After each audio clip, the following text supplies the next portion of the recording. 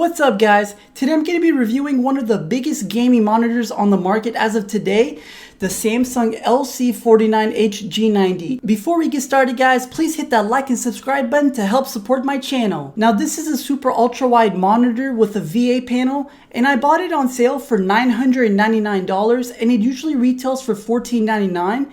It has a screen size of 49 inches and a resolution of 3840 x 1080, 144 Hz refresh rate, 1 millisecond response time, and it has the FreeSync technology, which helps eliminate screen tearing for faster and smoother gameplay.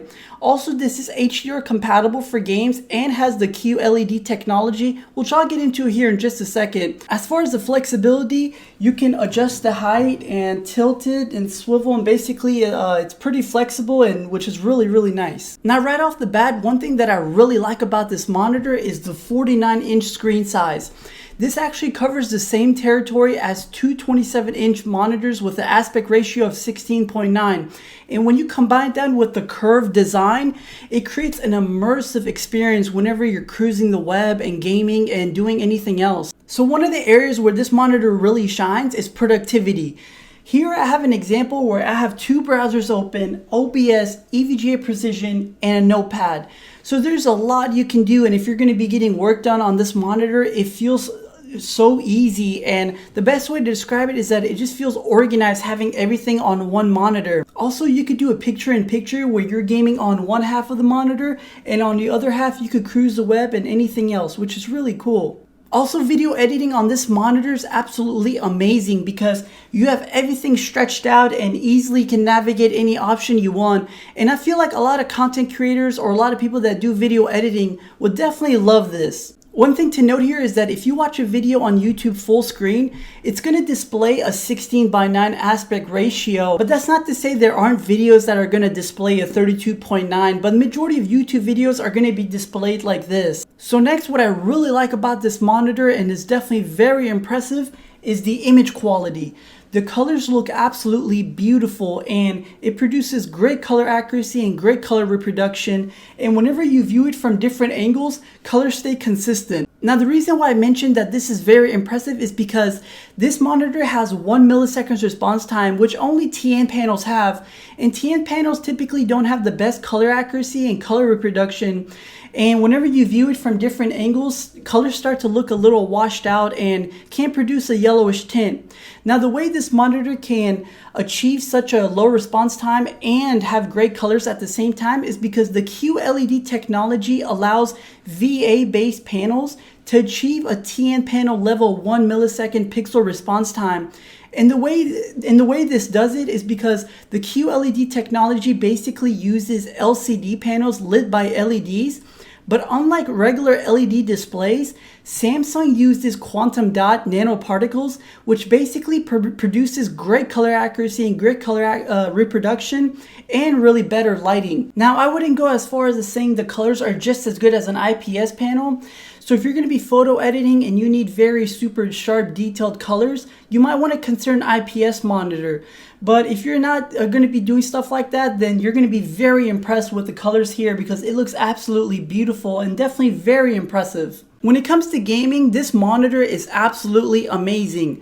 I do want to mention that not all games support an aspect ratio of 32.9, so it'll end up displaying a 16:9 aspect ratio, but majority of modern games do support it. So with this monitor, you're getting a 49-inch curved screen, 144 Hz refresh rate, 1 millisecond response time, and the FreeSync technology, which helps eliminate screen tearing for faster and smoother gameplay.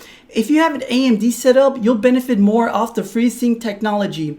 So with all of that combined, it creates such a cinematic gaming experience because when you just sit back, there's so much to look at and the monitor covers so much more area in a game, which definitely creates a competitive edge over the competition.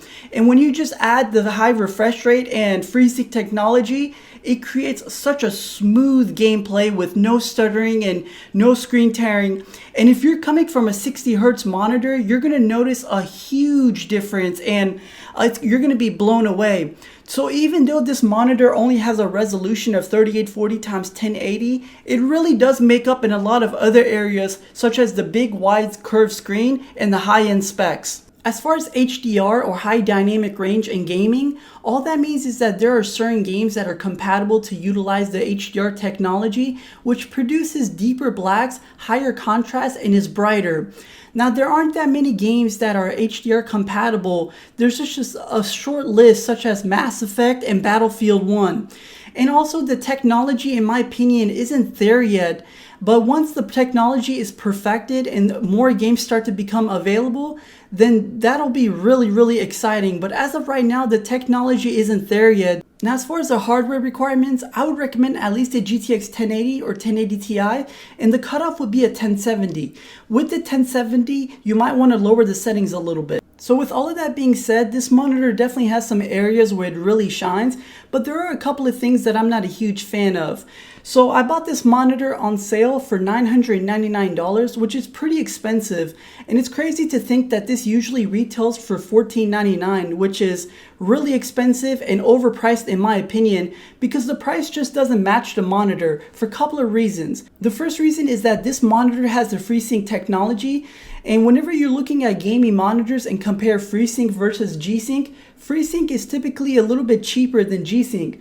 But let's just assume under a scenario that this is the FreeSync version and they're coming out with a G-Sync. That would indicate that the G-Sync could cost anywhere from $16 to $17.99, which is way too expensive and wouldn't be appealing to a lot of gamers. The second reason is the 3840 x 1080 resolution. This is such a big screen, and it would be so much cooler if it had a higher resolution, especially when you look at some of the heavy competition that's coming out soon, such as the Acer X35 and the Asus PG35VQ, which are going to have a high resolution, 200 Hz, 4 milliseconds response time, IPS, G-Sync, HDR, QLED, basically everything you would want in a gaming monitor. And for example, if that monitor cost $1,500, even though that's still expensive, it would make a little bit of it would make sense because you're basically getting the best gaming monitor.